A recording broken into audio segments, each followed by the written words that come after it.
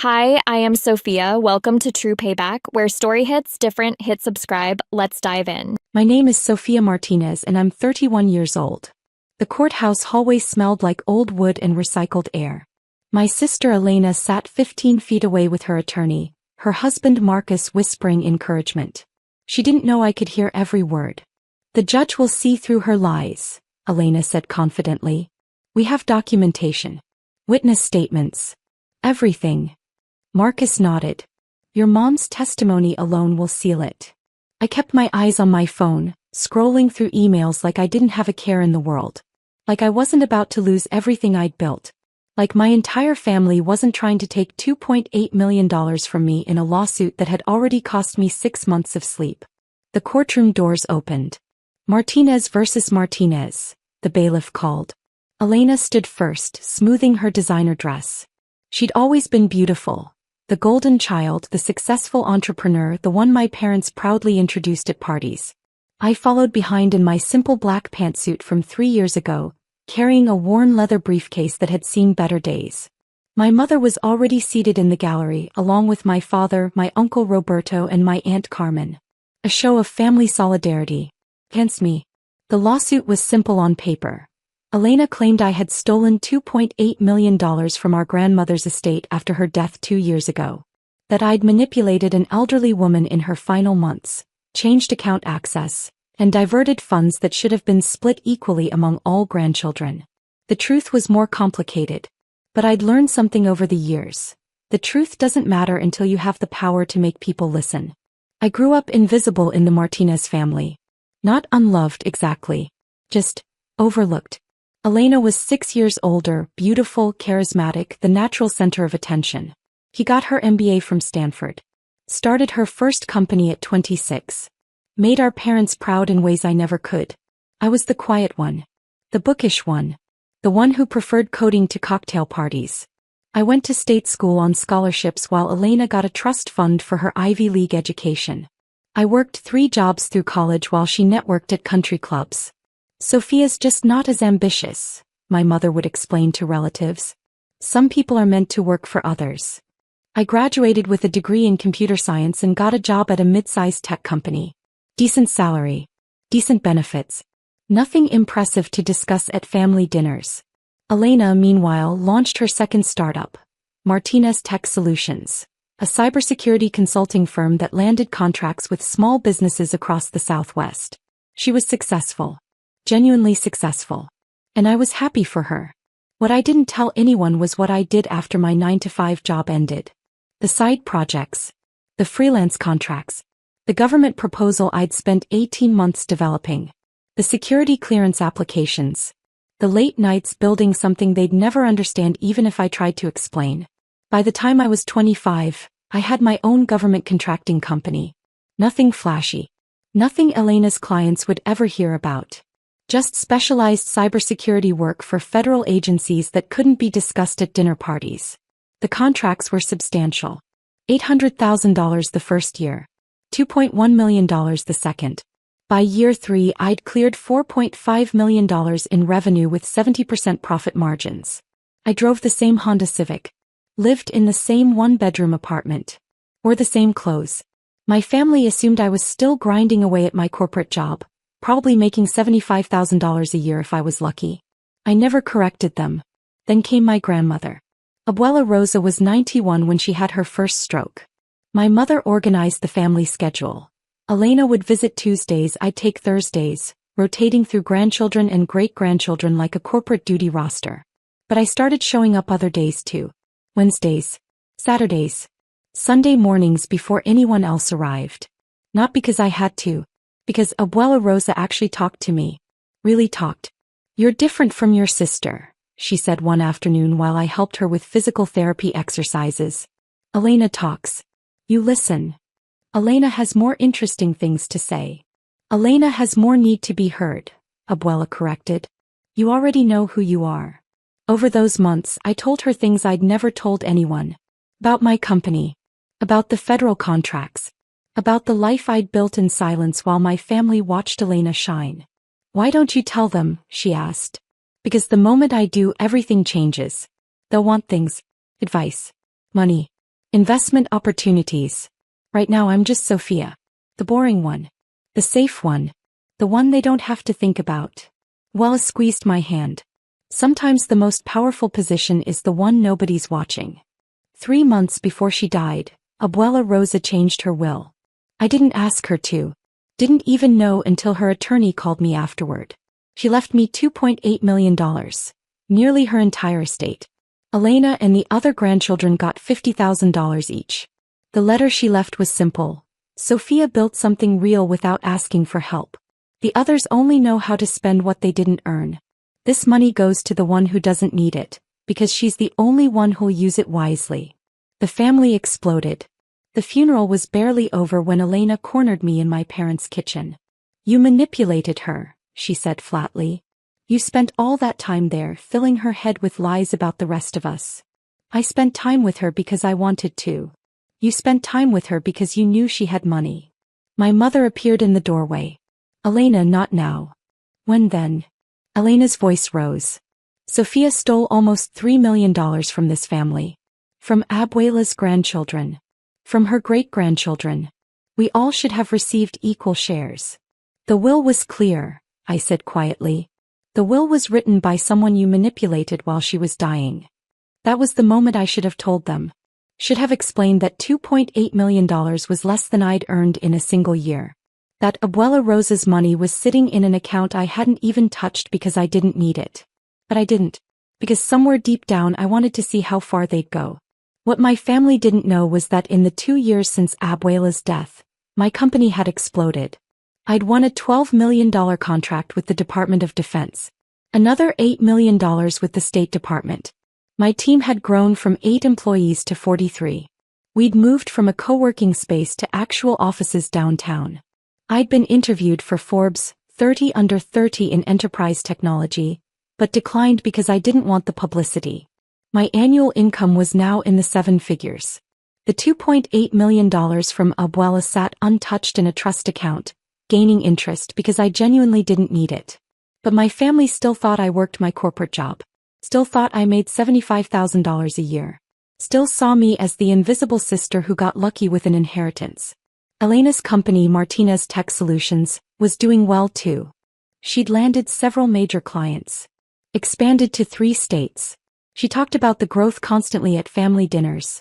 The new hires, the office expansion, the revenue targets. What she didn't talk about was the anonymous investor who'd saved her company 18 months ago when cash flow nearly killed it. The $3.1 million injection that came through a venture capital firm with no name attached. The money that had saved her from bankruptcy when 3 clients defaulted and she couldn't make payroll. I'd made that investment through my wealth management firm. Structured it carefully. Anonymous. No connection to me. Just a smart investment in a promising company that happened to be run by my sister. I'd done it because despite everything she was still family. And her company was genuinely good. But I'd also done it because I wanted to see if success would soften her. If financial security would make her less cruel. It hadn't. Elena filed the lawsuit 4 months ago. The claim was straightforward. Undue influence. Elder abuse. Financial exploitation. She wanted the $2.8 million split equally among all 6 grandchildren. $466,000 each. Her attorney was expensive. Confident. The kind of lawyer who smells money and salivates. My attorney was better.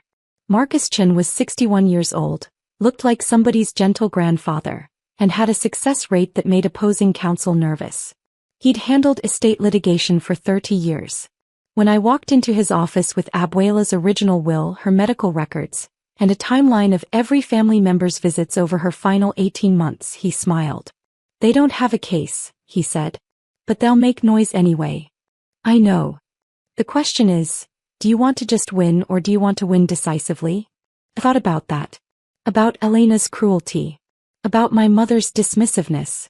About the years of being invisible while they celebrated my sister's every achievement. Decisively, I said. Marcus nodded. Then we'll need leverage. Discovery will help, but is there anything else? Anything they've done that might be relevant? I pulled out my phone. Opened my banking app. Showed him Martinez Tech Solutions in my investment portfolio. His eyebrows rose. You're the anonymous investor? $3.1 million. Saved her company from bankruptcy. She has no idea. And if you withdrew that funding? Her company would collapse within 90 days. She's used it as collateral for expansion loans, operational credit lines, and lease agreements. The revenue hasn't caught up to her growth rate yet. Marcus leaned back in his chair. That's leverage. The question is whether you're willing to use it. I thought about Elena calling me a thief. About my parents nodding along. About the assumption that I was the family failure who got lucky. If she pushes this too far, I said quietly, I'll pull every dollar.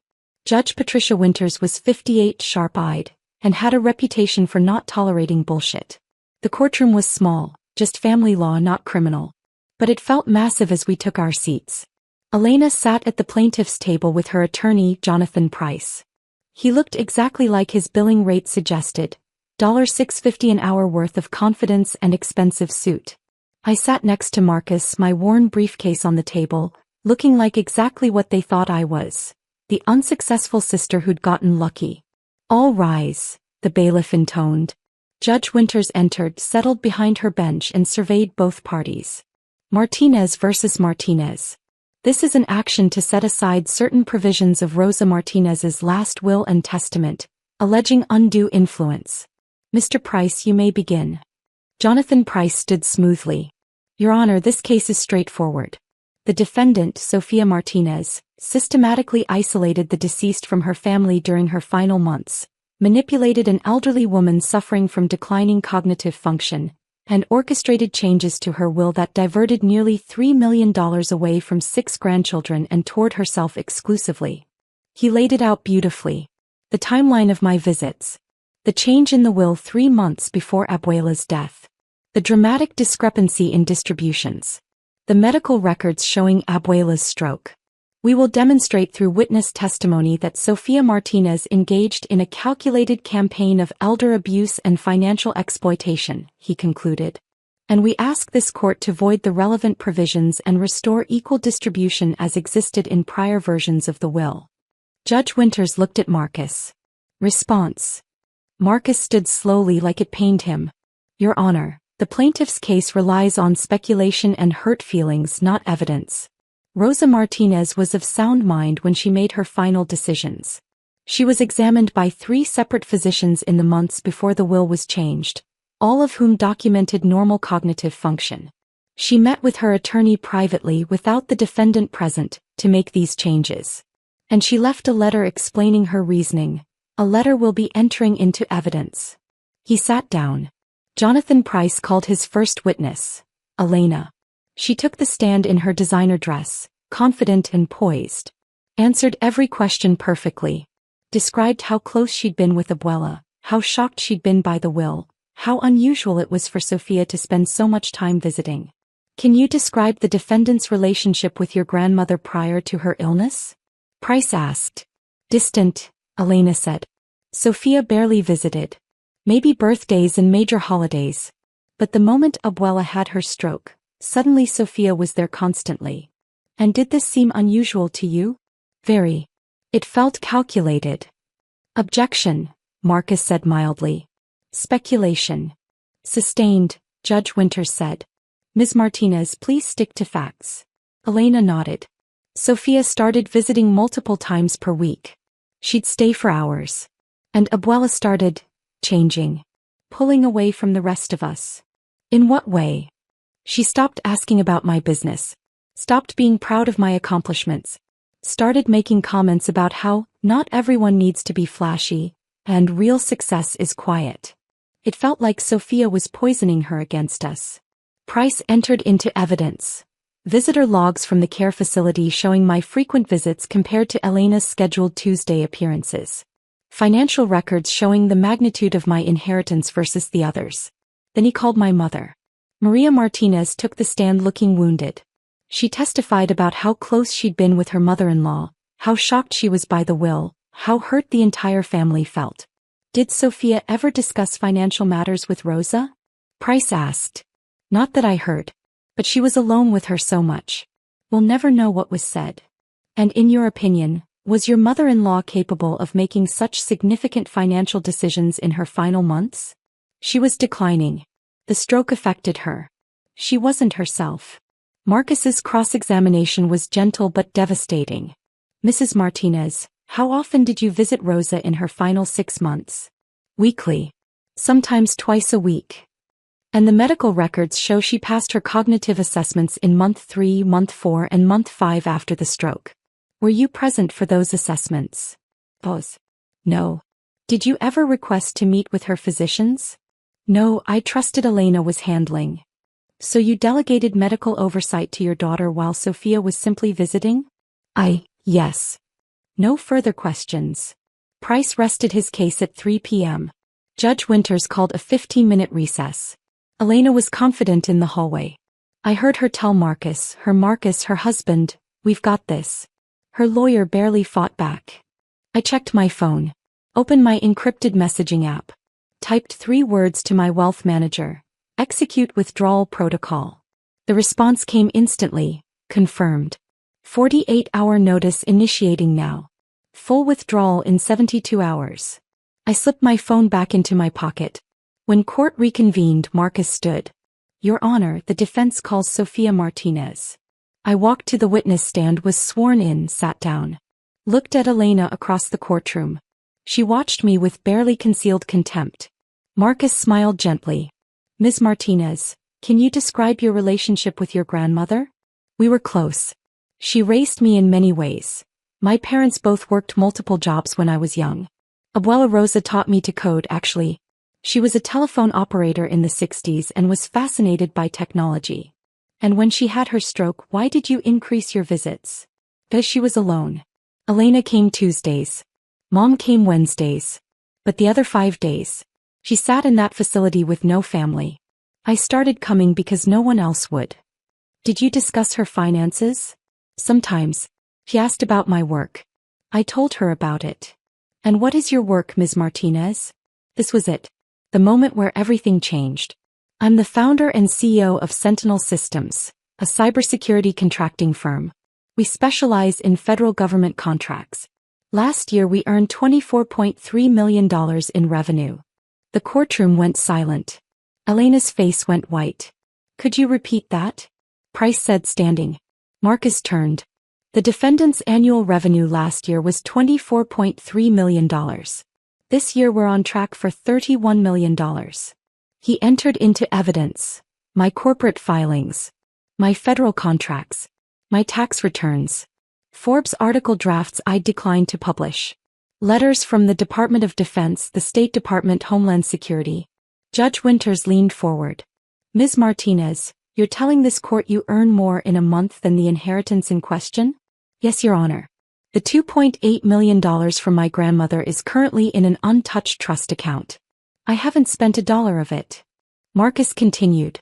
And Ms. Martinez, did you invest in any businesses in the past 2 years? Yes. I invested $3.1 million in Martinez Tech Solutions, my sister's company, anonymously through a venture capital intermediary. Saved it from bankruptcy in 2023. Elena actually gasped. Marcus entered the investment documents. The wire transfers. The corporate structure showing my ownership through shell companies. The loan agreements Elena had signed using my investment as collateral. Your Honor, Marcus said calmly, my client doesn't need her grandmother's money. She has never needed it. She visits her grandmother out of love, built a successful company through her own work, and even secretly invested millions to save her sister's failing business.